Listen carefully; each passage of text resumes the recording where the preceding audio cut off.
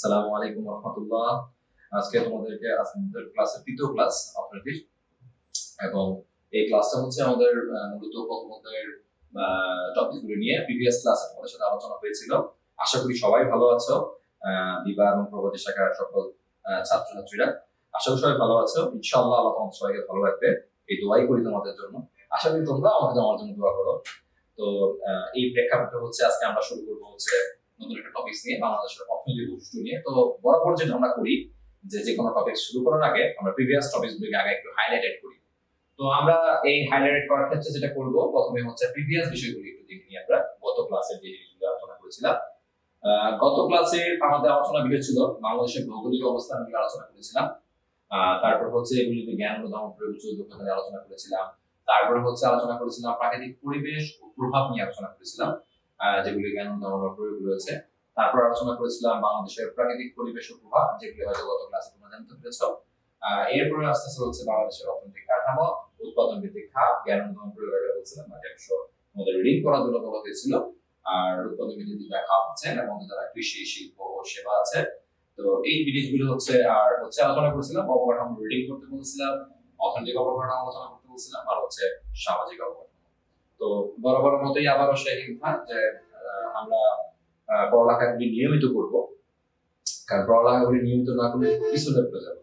আমি বারবার প্রতিটা ক্লাসে এই কথা বারবার বলছি এজন্যই, কারণ আমরা সবাই জানি যে আসলে এই মুহূর্তে যে প্রেক্ষাপট, সে প্রেক্ষাপট সবাই জানি। তো প্রেক্ষাপটের তো আসলে বসে থাকলে হবে না, আমাদের কাজ করতে হবে, সেভাবে আগাইতে হবে। পৃথিবী আগায় যাচ্ছে, হাজার হাজার লাখ লাখ মানুষ কাজ করতেছে, এবং এইভাবেই কিন্তু জীবন চলতেছে সবার। তা আমরা যদি এইভাবে না আগাই, আমরা পিছিয়ে যাবো। হ্যাঁ ঠিক আছে, হয়তো বলতে পারো যে প্রেক্ষাপটে এত পড়ালেখা করে কি হবে, এটা সেটা, কিন্তু তারপর ওই যে বললাম, জীবন তো চলতেছে আমাদের। জীবন চললে এভাবে দেখবো যে একটা সময় আল্লাহ তাআলা আমাদেরকে সবকিছু থেকে ঠিক করে নেবে। কারণ যুগে যুগে এরকম প্রবলেম হয়েছে, এবং প্রবলেম গুলি আল্লাহ তাআলা সলভ করে দিচ্ছে। এই জন্য আমাদের পড়ালেখার প্রতি বেশি মনোযোগ দিতে হবে।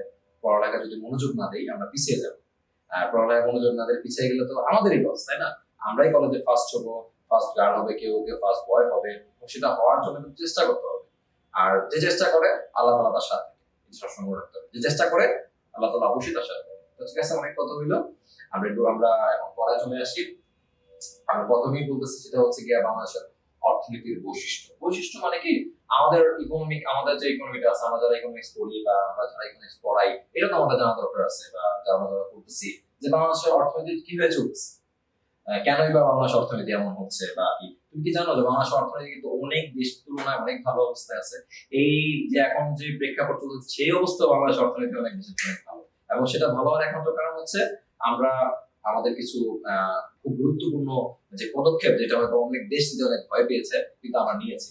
তো যাই হোক, আল্লাহ তাআলা আমাদেরকে আসলে সহায় যে আমরা আসলে এত পদক্ষেপ নেওয়ার পরও আমাদের আমাদের আমাদের অর্থনীতিকে এখন একটা লেভেলে রাখছে। সবই আল্লাহ তাআলার ইচ্ছা আর কি।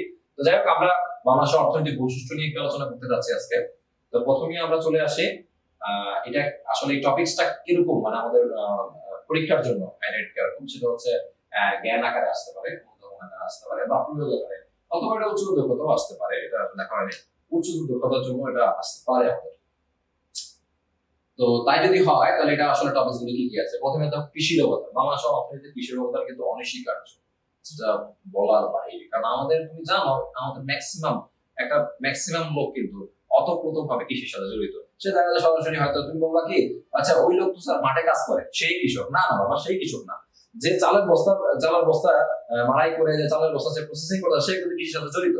যে একটা ট্রাকের মাধ্যমে ট্রাক দিয়ে সে মালামাল আনতেছে এক জায়গাতে, সে কৃষির সাথে জড়িত। যে ওই পণ্যগুলি, কৃষি পণ্যগুলি কাঁচা বাজারে পাইকারি বিক্রি করতে, সেও কৃষির সাথে জড়িত। যে ওগুলি ফেরি করে বিক্রি করতে, সেও কৃষির সাথে জড়িত। তার মানে শুধুমাত্র ওই মাঠে কাজ করলে সে কৃষক তা কিন্তু না। যে কৃষিকাজের সাথে অতপ্রতভাবে জড়িত আছে, অর্থাৎ হয়তো সরাসরি ভাবে জড়িত, অথবা অন্য কোনো ভাবে সাহায্য করতেছে, তাহলে এখানে কৃষির অবদান ব্যাপক। কারণ আমাদের ধরো একটা ধান যদি আমরা বলি যে একটা ধান মাঠের মধ্যে বীজ দিই, ধান মাঠের মধ্যে বীজ দিলে ধান হয়ে গেল, না বাবা, সেটা হয়। একটা কৃষক সে ধানে তো বুনে, কিন্তু সে বীজগুলি করতে পারে।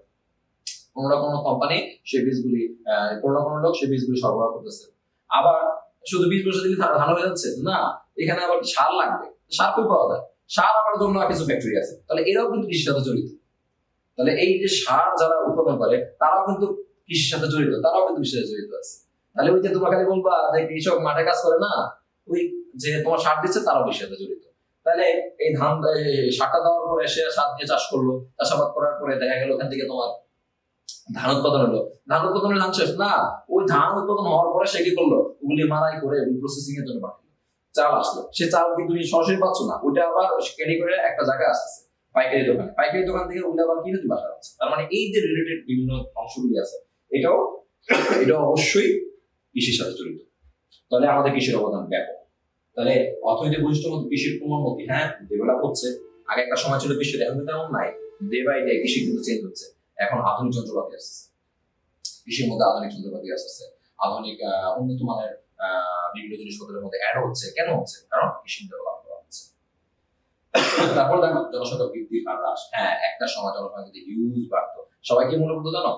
সবাই মনে করতো যত বেশি জনসংখ্যা এত বেশি শক্তি, কিন্তু এটা কিন্তু এখন আস্তে আস্তে কমছে। কারণ এখন জনসংখ্যা বেশি হইলেই যে সব ভালো হয়ে গেল তা কিন্তু না। এখন কিন্তু মানুষ, যারা তুমি যদি একটা রিক্সাওয়ালার কাছেও যাও, সেও কিন্তু এখন বুঝে যে না, আমি যদি খালি মানে জনসংখ্যা বাড়াই তাহলে কিন্তু হচ্ছে না।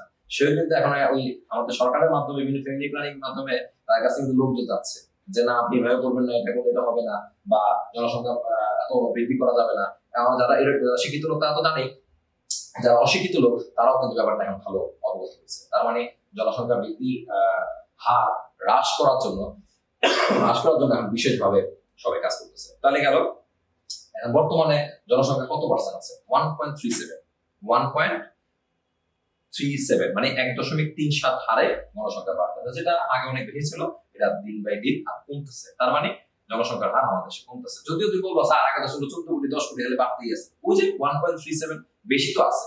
তো এটা যখন আরো কমে যাবে তখন আস্তে আস্তে দেখবা যে জনসংখ্যা আরো কমতেছে। বেকার সমস্যা কি? বাংলাদেশে বেকার সমস্যা কিন্তু আছে, তারপর ডে বাই ডে এটা রিমুভ হচ্ছে। মাথা পিছু আয় দিন বাই দিন বাড়তেছে, এখন প্রায় 1400 মার্কিন ডলারের উপরে। এটা কেন হচ্ছে? কারণ আমাদের ইকোনমি কিন্তু আগে ভালো হয়েছে, যার কারণে কিন্তু ডে বাই ডে এটা বাড়তেছে। জীবনযাত্রার আয় বাড়তেছে না আমাদের। এখন একটা রিক্সাওয়ালাও কিন্তু সে জানে আসলে তার টাকা দরকার আছে, কারণ 10 টাকা কেজি চাল কিন্তু নাই, আসলে কিন্তু 50 টাকা কেজি চাল। তো এখন সে যদি 35 টাকা কেজি চাল খায়, তাহলে কিন্তু তার ইনকাম কিন্তু বাড়ছে। অনেকে বলে কি না, ইনকামের কোনো পরিবর্তন হয় না। কে বলছে পরিবর্তন হয় না? অবশ্যই পরিবর্তন হয়েছে। আজ থেকে 5-10 বছর আগে তখন চাল ছিল 10 টাকা কেজি, কিন্তু তখন তো তোমার ইয়েও ছিল, তখন তার বেতন ছিল কত, আয় ছিল কত? তখন একটা ব্যক্তিকে মজুরি দেওয়া হতো 100 টাকা। তো 100 টাকা মজুরি দিলে সে 10 টাকা থেকে চাল খাইতে পারতেছিল।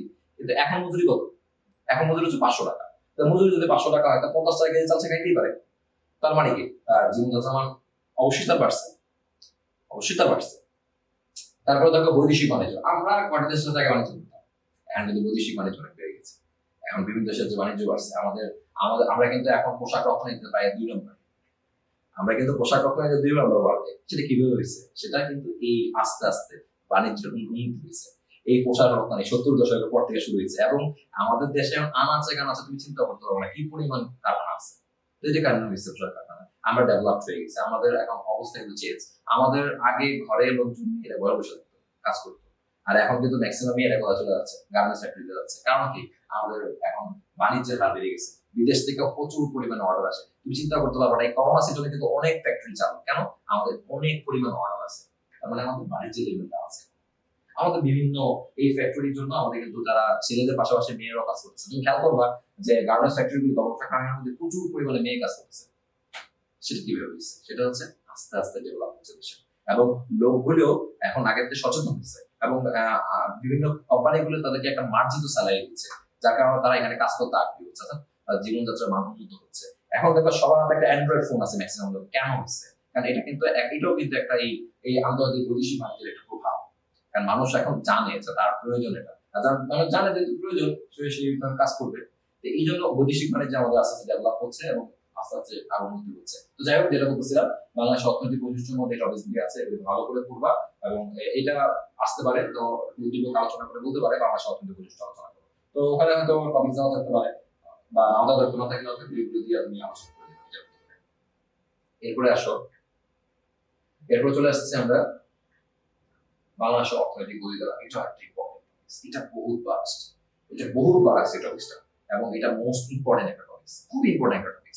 এবং সেটা যেটা বলতেছিলাম যে এই টপিকটা খুব ভালো করে পড়বা, এটা না ভালো করে পড়লে তোমরাই অনেক ইয়ে হবা, এই জন্য এই টপিকটা খুব ভালো করে করতে হবে। তো আমরা যেটা করবো, বাংলাদেশের অর্থনৈতিক গতিধারাটা এর মধ্যে কি আছে, জ্ঞান, দমন, প্রয়োগ, কুশল, দক্ষতা আসতে পারে। তবে এটা বেশি আসলে অ্যাকচুয়ালি ইম্পর্টেন্ট হচ্ছে কুশল দক্ষতার জন্য, আর প্রয়োগ হচ্ছে জ্ঞান, দমন, প্রয়োগ আসে না, ঠিক আছে? সাধারণত প্রয়োগ, কুশল, দক্ষতা আসে। অর্থনৈতিক গতিধারা মানে কি? বাংলাদেশ অর্থনীতি কিভাবে পরিবর্তন হচ্ছে, ডেভেলপ হচ্ছে, কিভাবে চেঞ্জ হচ্ছে, মার্জিনাল চেঞ্জ হচ্ছে। আজ থেকে 5 বছর আগে তুমি তাই দেখছিলাম না, এখন কিন্তু সেটা চেঞ্জ হয়ে গেছে। সেটা কিভাবে হয়েছে? সেটা অনেক কিছু চেঞ্জ হচ্ছে, অনেক কিছু, যেটা আমরা আগে চিন্তাও করতে পারবো না। একটা সময় আমরা তো ভাবিও নাই যে বাংলাদেশের এরকম অবস্থা হবে, যে বাইরে এরকম হচ্ছে। একটা সময় লিফট, তারপর হচ্ছে তোমার দামি দামি গাড়ি বা দামি মোবাইল, এগুলি আমরা চিন্তাও করতে পারিনি, এখন ডে বাই ডে আসতেছে। এবং সেগুলি কিন্তু আস্তে আস্তে পরিবর্তন হচ্ছে। এই অর্থনীতির একটা বিশাল অবদান আছে। এবং দেখো, বাংলাদেশের যদি বলি অর্থনীতি, এই যে বাংলাদেশের অর্থনীতির অবস্থা চেঞ্জের পিছনে কিসের বেশি কাজ করছে? অর্থ সরবরাহ। আর্থিক সরবরাহ কিন্তু আগের থেকে অনেক বেড়ে গেছে। বাংলাদেশের ভিসা, বৈদেশিক ভিসা কিন্তু অনেক বাড়ছে, কারণ বাংলাদেশের হিউজ পরিমাণ লোক বাইরে কিন্তু কাজ করে, যারা হয়তো তোমার বাবা, কেউ হয়তো বাবা আছে, কেউ মামা আছে, কেউ ভাই আছে, চাচা আছে। তো এরা কিন্তু বিদেশে গিয়ে দেখেই যেহেতু কাজ করতেছে, তারা এই টাকাগুলি কি করে, বিদেশে টাকাগুলি পাঠায় ডলার, ওই টাকাগুলি পাঠানোর পরে বাংলাদেশে কনভার্ট হয়ে সেগুলি টাকা পরিবর্তন হচ্ছে। তাহলে আমাদের রিসার্চ সেক্টর বাড়তেছে, আর অর্থের সরবরাহ যদি বেড়ে যায়, আমাদের টাকার মানটা বেড়ে যাবে। এবং এই টাকার মানটা বেড়ে গেলে কিন্তু বড় বড় সেক্টরে হাত দিতে পারবো। বর্তমানে যত পদ্মা সেতু কাজ চলছে, চিন্তা করা যায়, পদ্মা সেতু মতো এত বড় একটা ব্রিজ আমাদের সাথে হচ্ছে, যেটা হয়তো আমরা একটা সময় চিন্তা করতে পারতাম না। একটা এত খরচ নদীর উপরে দিয়ে একটা ব্রিজ হচ্ছে, সেটা কি? সেটা কিন্তু অর্থের সরবরাহ অ্যাভেলেবল হওয়ার কারণে। আমার যদি অর্থ সরবরাহ অ্যাভেলেবল না হইতো, আমরা কিন্তু কোনোভাবেই এটা করতে পারতাম না। তাহলে আমাদের অর্থ সরবরাহ অ্যাভেলেবল হচ্ছে। জনসংখ্যা লেভেল কিন্তু আগের থেকে যে গতি দ্বারা, তুমি বলবো যে স্যার জনসংখ্যা তো বাড়তেছে, 12 কোটি, 14 কোটি, 16 কোটি প্রতি বছর বাড়তেছে, 50 কোটি কমতেছে, বাড়ে কিন্তু ক্রমান্বয়ে আস্তে আস্তে কমতেছে। 1.37 জনসংখ্যা আছে, এটা কিন্তু বাড়তেছে না, এটা কমতেছে আস্তে আস্তে। তারপরে একটা সময় দেখবা যে আমাদের একটা লেভেলে চলে আসবে। তার মানে এটাও কিন্তু এই গতিধারার মাধ্যমে হচ্ছে। কর্মসংস্থান বাড়তেছে, আমাদের মানুষ কিন্তু কাজ করতে পারতেছে, কোনো কেউ বসে নাই, কিন্তু কাজ করতে কিন্তু পারতেছে। হ্যাঁ, যদি এখন কেউ কাজ করতে না চায়, সে তার ব্যাপার। আর কাজের বেলা যদি কেউ মনে করে যে না, আমি কাজটা করবো না, এটা করবো না, আত্মসম্মান এসে কাজের বেলা কেন অসম্মান আনে? পৃথিবীতে প্রত্যেকটা কাজই সম্মানিত, এটাকে মনে রাখতে। প্রত্যেকটা কাজ সম্মানিত, যে কোনো কাজ, যে কাজই করো। যে সিএনজি চালায় তার কাজ সম্মানিত, সে যদি সিএনজি না চালায় তাহলে কি হতো? তুই কি হবে এক জায়গা থেকে রাস্তা, যে রিক্সা চালায়, এই রিক্সাওয়ালা, রিক্সাওয়ালা কি রিক্সাওয়ালা না, সে যদি রিক্সা চালায় তুমি এক জায়গা থেকে রাস্তা কি হবে? তার আমার কাজটাও খুব ইম্পর্টেন্ট। অতএব কর্মসংস্থান যে কোনো কাজে হোক, তাকে সম্মান দিতে হবে। অর্থাৎ যে কোনো কাজে তোমাকে রেসপেক্ট না করতে পারলে তুমি কিন্তু শিখতে পারবে। কারণ তুমি মনে করো যে হ্যাঁ, তাকে তো সরাই দিলে হবে না। একবার চিন্তা করো, তাকে তা চাও চলবা কিভাবে?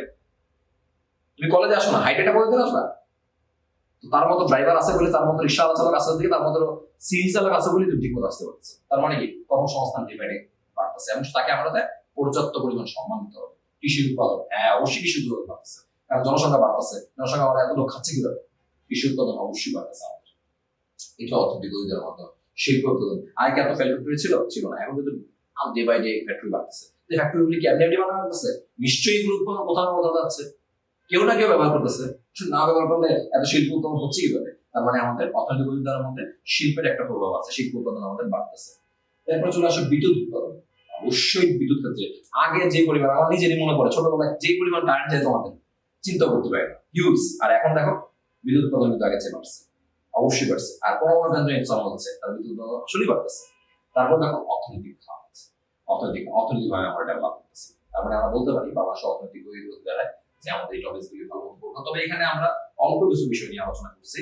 তো আসলে সামগ্রিক তো আরো অনেক বিষয় আছে, তো আলোচনা করলে আসলে তোমাদের বোরিং লেগে যাবে, স্বাভাবিক। এত এত এত কথা আসলে বলতে ভালো লাগে না, স্বাভাবিক কথা। তারপরেও যতটুকু পারতেছে তোমাদের বোঝার জন্য, তো আমরা যেটা করবো, স্টেপগুলোকে বস্তু করে নিবো, যে কোনো টপিক স্টেপ আলোচনা করে তার ব্যাখ্যা করে ফেলবো।